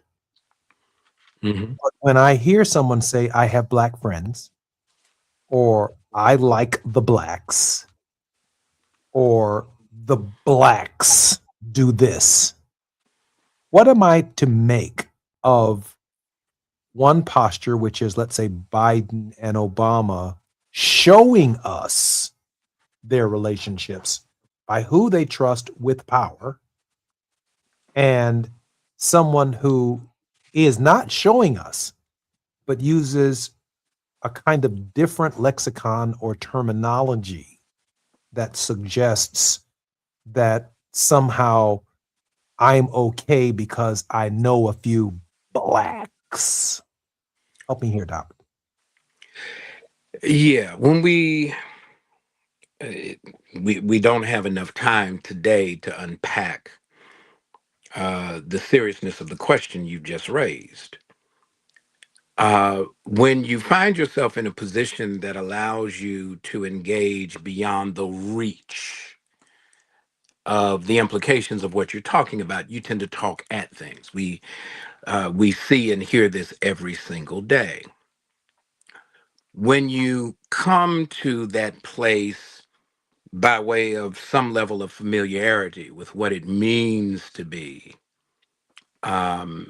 among the oppressed, the late Dr. James Cone, who educated many of us around God talk and liberation when he wrote the book God of the Oppressed, how we speak is informed by how we experience. And so this administration's experience is detached from anything related to struggle. It is foreign to him and them, and therefore their ability to relate to it comes out like I don't have time to worry about Medicare, seniors, Medicaid, poor people, or child care vulnerable, because that's not my experience. Therefore, it is not my concern. For others that you've named, where there's some relative understanding, whether directly or indirectly, proximity matters, that there's a bit of compassion that comes along with the conversation, and it should, and we should always demand that it show up in the policy proposals and the application of how government works. But if you're on the other side of that coin, right, the obligation becomes one where we always hold those who are framing the conversation accountable for the outcomes. It is not enough for them to give us sound bites and milquetoast responses, but we have to demand that the government, our government of, for, and by the people, meets us at the level of our expectation and demand, because we are the people. Unfortunately, corporations have become people under the law, and because of their economic dominance, they control much more sway than the masses of the rest of us, which means then there is a popular uprising that is warranted in the moment, so that the corporations and the government don't lose sight of the fact that the people recognize their own power, and they can also count when it comes to electoral outcomes. Well, Dr. Yuri, we have about 3 minutes before we come forward. And I take from what you just said, and I hate to try and even improve upon what you just said because I think it speaks for itself. I should be able to stand or sit here and listen to a president of the United States who, if they have complete information about health disparities, have information about who dies of what disease at greater rates, how it impacts women fundamentally different than any other group, and a number of critical policy issues that impact table issues in every single home. And what I perceive, based upon the language that they deliver in terms of cuts to Medicare, Medicaid, or Social Security, I can see a wanton disregard for my personhood, because when they say cut this program, or cut this program, they themselves, when they say it in the English language, have no idea whom it fundamentally affects disproportionately, which just happens to be me because I'm Black, because I'm brown, because I'm Hispanic, because I'm woman, because I'm gay, because I'm straight, whatever. I find myself in a category of systemic denial because the leader who doesn't understand these facts used language that actually discloses who they are and what their intention is, whether they understand it or not. They understand it, they choose to ignore it. Interesting. Because if we take the Declaration at face value, if all people, men used in the masculine for humanity, are created equal, then the objective of justice should be to eradicate anything that runs contrary to that assertion. Well, I don't think it gets any clearer than that. And I think that's part of our struggle, that the problem itself, from the Greek to the Latin to the French to ultimately the founding of the English language, and that litany, by the way, even records the life of Jesus of Nazareth, first in the oral tradition, then it appears in the Greek, then it appears in the Latin, then it appears in the English language, when the English language says to love one God and neighbor as one's self. On this question of loving one's neighbor as oneself, what defines a neighbor in English? That great struggle that our nation has been transitioning through since its inception is a constant source of evolution in our nation. We've demanded respect and demanded our rights in that process and our recognition as human beings.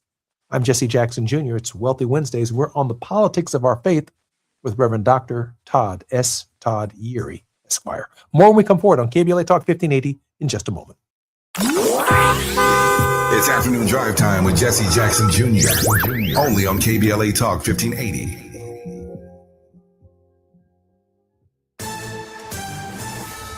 I'm Mike Island with BIN News Now.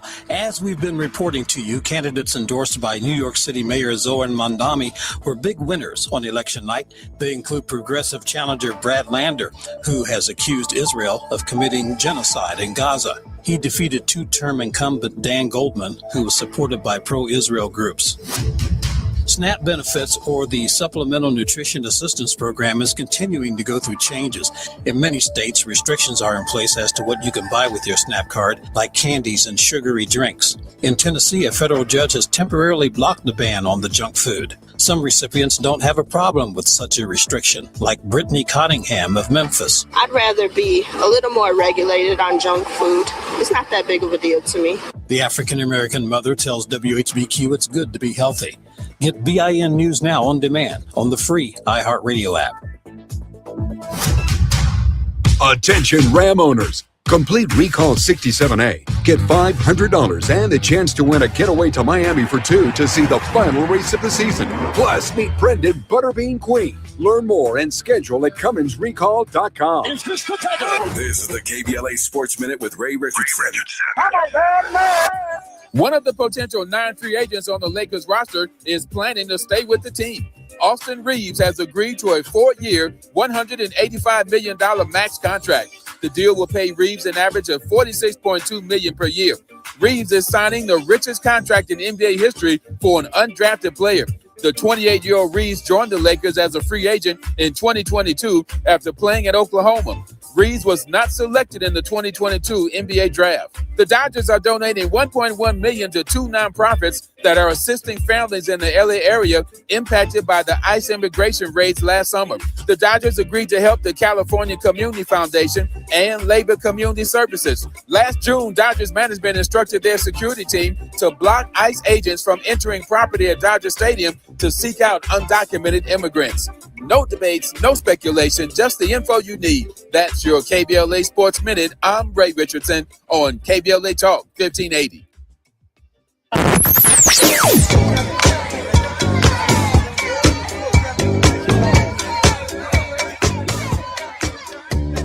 This is KBLA Talk 1580. Talk radio. That's music to your ears. We're unapologetically progressive. KBLA Talk 1580. Number 14. That's where Talkers Magazine ranked Tavis Smiley on their heavy 100 list of the 100 most important talk radio hosts in America. Join Tavis weekdays, 9 a.m. to noon or 9 p.m. to midnight. Only on KBLA Talk 1580. Are you having trouble hearing? Hearing loss can devastate the quality of your life. Now, there's an affordable fix for you or your loved one. Rated the best hearing aids of 2026 by Forbes Health, Audion Hearing has the highest quality hearing aids at the lowest prices, starting at just $98 a pair. I actually like them better than my old $5,000 hearing aids. I could not believe how my hearing and life changed. Join over 1 million happy customers by going to audionhearing.com. That's AUDIEN hearing.com. When disasters hit and cell networks fail, Rapid Radios keeps you connected. Instant push-to-talk with coast-to-coast range. No contracts, no monthly bills. Trusted by law enforcement, government agencies, and over 500,000 users. Always ready when your phone isn't. Because in an emergency, seconds matter, and reliability isn't optional. Go to rapidradios.com. Use code RADIO for 5% off and free shipping from Michigan. Rapid Radios. Communication redefined. Lena Bloom for the Bail Project. Imagine you're stuck in a jail cell and you can't afford bail and someone offers you a way out. Just plead guilty and you can go home and kiss your kids goodnight. What do? What thousands have. You plead guilty whether you are or not. Cash bail makes poverty a crime. That's why the Bail Project helps those who can't afford it while fighting to end cash bail. Because freedom should be free. Brought to you by the Ad Council. When the story gets twisted, who's going to tell the truth? When they cut the microphones, who's still talking? When history gets rewritten, who remembers what really happened? We do. KBLA Talk 1580. Black media isn't just important right now, it's essential. Because when mainstream outlets move on, we stay. When the headlines ignore our communities, we don't. When decisions are being made that affect Black lives in our schools, our neighborhoods, our economy, KBLA is in the room. This is more than radio. This is a lifeline, a record, a rallying cry. Black stories, Black voices, Black power. The heat is on the air and in the culture. KBLA Talk 1580. Stay connected, stay informed, stay loud. Stand up! You're listening to Jesse Jackson Jr. on KBLA Talk 1580. The Jesse Jackson Jr. Show. The Jesse Jackson Jr. Show. The Jesse Jackson Jr. Show. The Jesse Jackson Jr. Show. King Volley drops the beat. Come on and talk with me. Come on and listen to the need. Come on and talk with me. Come on and listen to the need. KBLA Talk 1580. Download the app. Welcome to the Politics of Our Faith with Reverend Dr. S. Todd Eury. I'm Jesse Jackson Jr., listening to the Jesse Jackson Jr. Show. Dr. Eury's social justice work includes having served on the national board of the National Action Network from 2015 to 2021. That is the organization headed by the Reverend Al Sharpton, very close and dear friend of this show, past political action chair for the Maryland State Conference of the NAACP, and co-founding principal of Community Churches for Community Development, Inc., and as founding member of SALT, Strategic Advocacy and Legislative Think Tank, a faith-based public policy collaborative that works on regional and national empowerment strategies impacting disaffected communities. He's often called upon to facilitate creative conversations that solve challenging public policy problems by every single national civil rights leader in the nation. That's who Dr. S. Todd Eury is. Civil rights attorney, public policy advocate, Dr. Eury holds a deep belief that honest dialogue creates opportunities to form strategic partnerships that strengthen families and communities. Dr. Eury, welcome forward to the Politics of Our Faith, your show on the Jesse Jackson Jr. Show. I am overwhelmed and humbled by your generosity and your friendship. I'm glad to be with you. I appreciate you so much, Dr. Eury. Hey, let me pivot for a second to a couple of stories that I think are in the news and that certainly matter. What's your take? Any national messages that emerge out of Mom Donnie's support of candidates in the city of New York and its impact, or are there messages in terms of impact for Democrats on the national stage? A profound question, and certainly appropriate after what we observed on last night. One, the reminder that all politics is local. Certainly, while the mayor's endorsement of those who share his perspective on what public policy should be, that became evident last night, but he was also selective. It wasn't that there was a widespread or rampant endorsement of everybody across the board. The mayor did some assessment and recognized, particularly from his own experience in running for mayor of the city, that there were some candidates that normally he might have endorsed, but because of the math problem, right?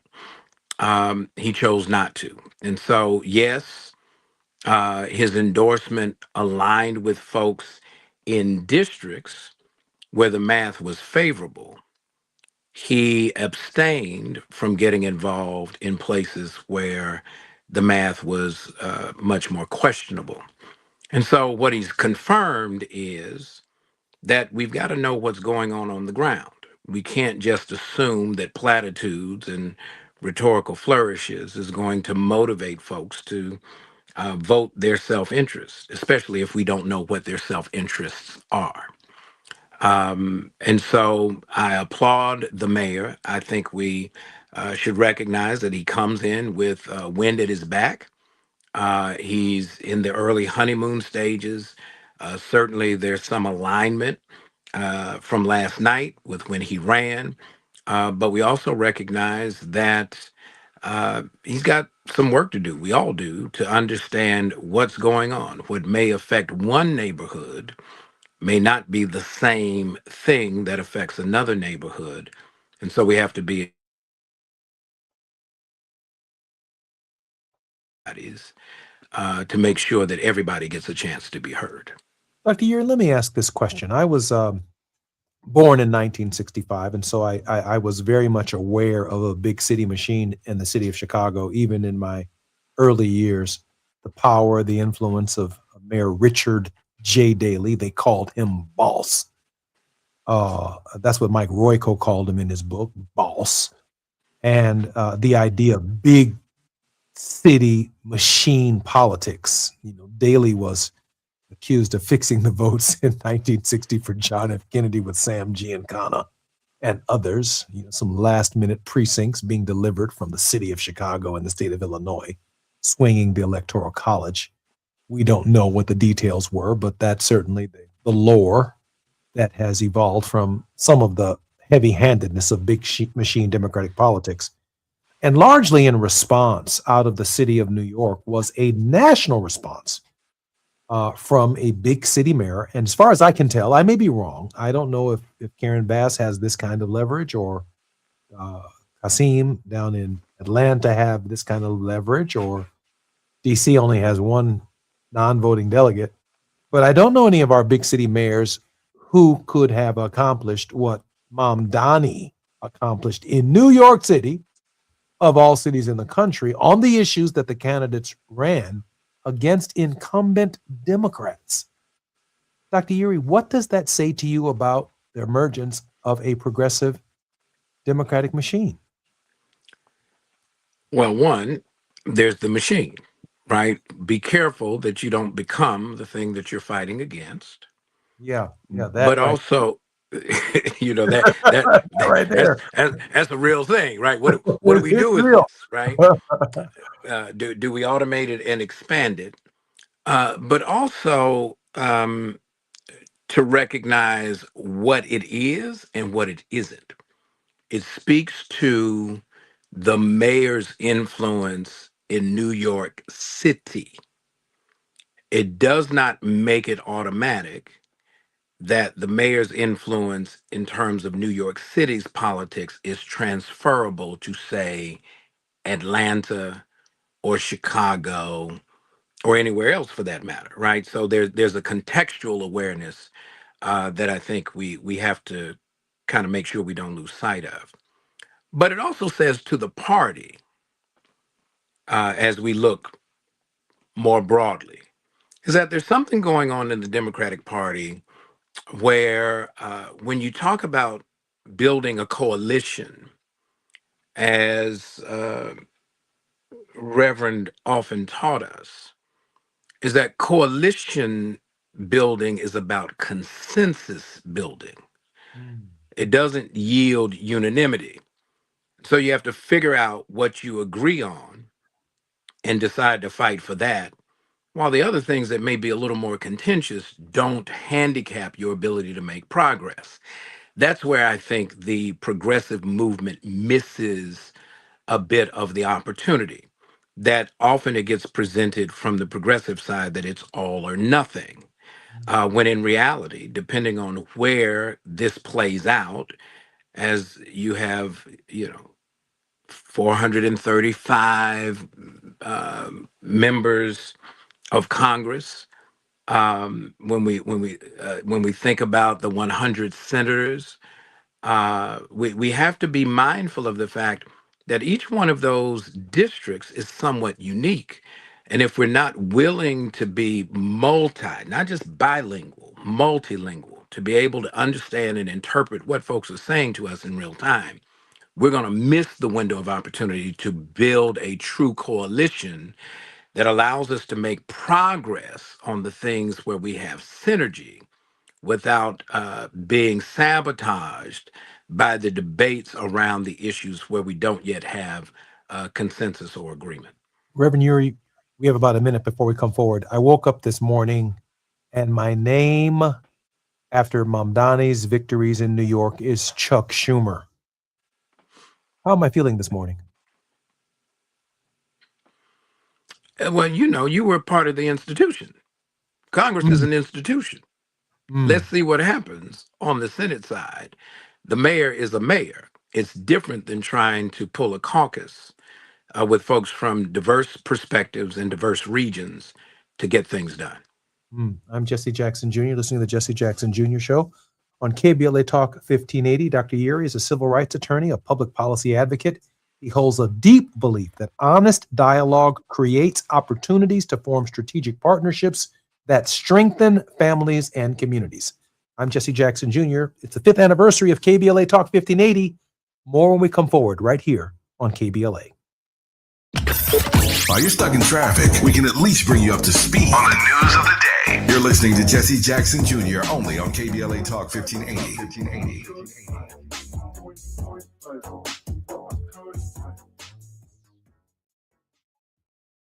Please be advised. You may want to stop eating the following foods immediately: broccoli, kale, bean sprouts, blueberries, quinoa, spinach. Wait, what? I thought those were good for me. Turns out not for everyone, because what's healthy for one person can cause inflammation for another. And the only way to really know what your body needs is to listen to it. Listen how? That's where Viome comes in. Viome is a simple at-home gut health test that looks at your body's real-time biology using RNA to understand what's happening inside you right now. When your results come in, you'll learn exactly which foods to eat, which to avoid, and which supplements are right for you, all based on the world's largest RNA-based human biology database and thousands of clinical research studies. And many people who use Viome report more energy, better digestion, and a better mood within months. So stop guessing. Start knowing. Learn more at Viome.com/gut. V as in Victor, IOME.com/GUT. And use coupon code GUTHEALTH50 to save $50 off your purchase. Viome. Trust your gut. See website for details. Bills Happen is not a lender and does not make credit decisions. Hey, bills happen. So when you need extra cash fast, go to BillsHappen.com. Have you been turned down? Are your credit cards maxed out? Do you have bad credit? Go to BillsHappen.com. All you need is a job and a checking account. You can find a lender and get up to $5,000 cash as early as tomorrow at BillsHappen.com. BillsHappen.com is the smart way to get a personal lender now. So if you need extra money for car repairs, medical bills, family emergencies, whatever you need cash for, go to BillsHappen.com and you can get the money you need as soon as the next day, up to $5,000. At BillsHappen.com, our process is safe, secure, and all online. No one to deal with in person. And Bills Happen does not charge you any fees to use our service. It's easy. When you need a lender, just remember, when bills happen, go to BillsHappen.com.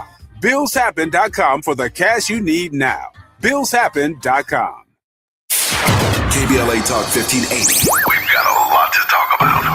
KBLA Talk 1580, connecting you with services and solutions. Created with a share of the 1984 Olympic Games surplus, LA 84 began operations in 1985 as a grant-making and educational foundation. Today, the LA 84 Foundation supports hundreds of nonprofit youth sports organizations throughout Southern California annually, trains coaches, commissions research, convenes conferences, and maintains the world's premier Olympic and sports library collection. They are transforming lives and communities through the power of youth sports. To find out about youth sports programs for yourself or your child, and to get information about the grants and support they offer to schools and nonprofits, or if you want to make a donation, please visit la84.org. That's la84.org. Or you can call them at 323-730-4600. This is a community call to action from KBLA Talk 1580. Do you owe $10,000 or more in credit card debt or personal loans? With credit card debt at all-time highs, Debt Relief Advocates is urgently notifying consumers of debt relief now being made available, designed to aid consumers with out-of-control credit card debt. Those who qualify and enroll for this relief program will only have to pay back a fraction of what they owe. This is not bankruptcy or a debt consolidation loan. This is a relief program that credit card companies would rather you not know about, as it ends your debt nightmare and saves you lots of money. Consumers owing at least $10,000 in credit card debt or personal loans can now take advantage of this debt relief as the cost of living skyrockets. Debt Relief Advocates has established a relief hotline for you to call to learn what debt reduction you may qualify for, so don't wait. For this free information, call the Relief Hotline at 800-505-8991. 800-505-8991. 800-505-8991. Now back to more of Jesse Jackson Jr. on KBLA Talk 1580. The Jesse Jackson Jr. Show. The Jesse Jackson Jr. Show. The Jesse Jackson Jr. Show. The Jesse Jackson Jr. Show. King Folly, drop the beat. Come on and talk with me. Come on and listen to the me. Come on and talk with me. Come on and listen to the me. KBLA Talk 1580. Download. I'm Jesse Jackson Jr. Welcome forward to the Jesse Jackson Jr. Show, the politics of our faith with Reverend Dr. S. Todd Yeary, Esquire. Dr. Yeary is also the former chief executive officer of the Rainbow Push Coalition, the international human and civil rights organization founded by my father, the Reverend Jesse Jackson. Dr. Yeary, welcome forward to the show. Man, listen, I got to do my calisthenics when I come hang out with you. You do heavy lifting every Wednesday. You ain't wrong. I'm not talking jumping jacks, bro. I'm talking sit-ups. I'm talking. You doing crunches and Pilates and all. I'm like, man. Oh, no, I'm no pretzel, bro. I'm the real deal. I appreciate that, though. Hey, Todd, let me ask you a question. I guess I could ask you the if Dad were here question. But it seems at this hour that Democrats are voting in larger numbers than Republicans. In the last election, Kamala Harris got 75,019,230 votes. Donald Trump received 77,303,568 voted for Trump, but 89,278,948 eligible Americans did not vote. Todd, I talk about a word of hope. I talk about giving people a reason to stay engaged and to stay powerful. Because of your capacity, I'd like you to narrow it. What do you say to the voter who could not make the distinction between Harris and Trump, and because 89 million people sat in that space, didn't find the time, with whatever they were doing, to go and cast their ballot for what they believe? Dr. Yeary, help me and the Democratic Party better understand what it means to fish for men, to fish for women, to fish for people in this, if you will, disaffected space, people whose backs are against the wall. Well, first you got to know the bait. Just throwing a hook out there doesn't mean you're going to catch a thing. You ain't gonna catch a bass, that's for sure. Right? You're not gonna catch a catfish. Which is at the bottom, by the way. Look, we don't have to be sophisticated. You know, fish know what they're looking for, and it isn't always a full agenda. I don't need an appetizer and a main course and sides and all that chum. They call that chum. When you just throw it out there. You know, listen. You know, we're people who learned how to survive without a full menu, but we knew, right, what was going to be the main ingredient. We don't have main ingredient conversations. And I think the reason we don't is because, contrary, you invoked Reverend, who, as now an ancestor, is still with us, peering over the balcony of heaven. He has shown us what that looks like. And I will just simply take you back to that Southern Crusade in 1983, where Reverend got on a bus and went around the South to listen to what folks had as their main ingredient.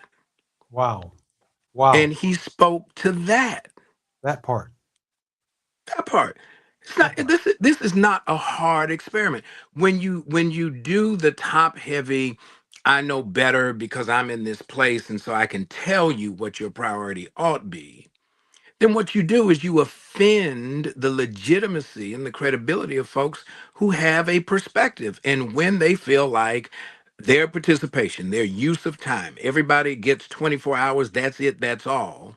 If you're asking me to spend my time to stand in a line to give you the benefit of endorsing your ineptitude to be responsive to my main ingredient, then I'm staying home. That part right there, Dr. Yuri, is heavy as the Holy Ghost. And I'm thinking in this moment, and I got to put you on the spot here, are there any Democratic candidates who are running for president right now that you sense, feel, think have the capacity to actually get on a bus like Jesse Jackson did in 1983, go county to county and listen to people in shotgun homes and trailer parks and ask them, why don't you vote, and take the national media with them? Dad went to hundreds of counties and did this and was so convinced that he could string together a rainbow coalition of mutual interests that it changed the course of the Democratic Party for decades. Do you see anybody on the horizon with that kind of energy or foresight? Well, there are two things. One, to get on a bus. That's not a motorcade. That's not executive protection. That's a bus, right?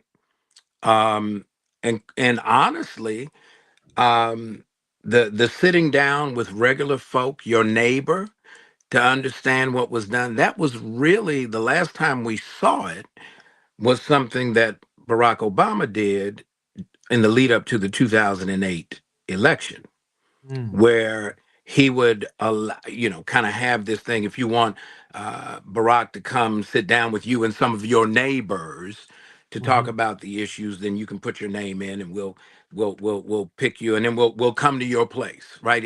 It was really kind of a unique way of doing the politics. It doesn't bring you the big crowds, but what it does is it brings you big credibility around being able to listen to the concerns of regular people. That's the issue. Everybody's so busy trying to figure out how they're going to raise big money, spend big money on airtime, that they're not doing the tangible things. And what Reverend showed us, that's how I met Reverend. Coming to speak at a high school assembly. Man, you got me sitting on the edge of my seat. Listen, I remember when Dad did that. I was on the Southern Crusade. I remember when we went with Frank Watkins to hundreds of counties in the South. Sometimes the audience was 10,000 people. Sometimes it was 2,000. Sometimes it was 100, and sometimes it was 15. But the caravan was coming your way, and it was Jesse Jackson. I mean, he brought the media with him. He brought the attention with him, and that was fascinating. When I ask myself the question, can a Gavin Newsom, a J.B. Pritzker, or Jesse or Kamala Harris, take the positive and negative stories from the perceptions of who ordinary average people perceive them to be as elites within the Democratic Party? If they can make that connection, which I think Robert Kennedy attempted to do in West Virginia and in Appalachia and in Pennsylvania, I think you're looking at the difference between that connection. And even though Donald Trump is an absolute elitist, he has somehow found the rhetoric of the base of the Republican Party that allows him to make the progress that he's made and the impact that he's had on our nation. Todd, we only have about 15 seconds. Your final thoughts. Get on the bus. It's really that simple. You ain't wrong. Get on the bus, Gus. I'm Jesse Jackson Jr. Listening to the Jesse Jackson Jr. Show. We've been blessed by by Reverend Dr. S. Todd Yeary, The Politics of Our Faith on Wealthy Wednesdays. More when we come forward on KBLA Talk 1580. Here comes D.L. Hughley right now. KBLA 1580 Santa Monica,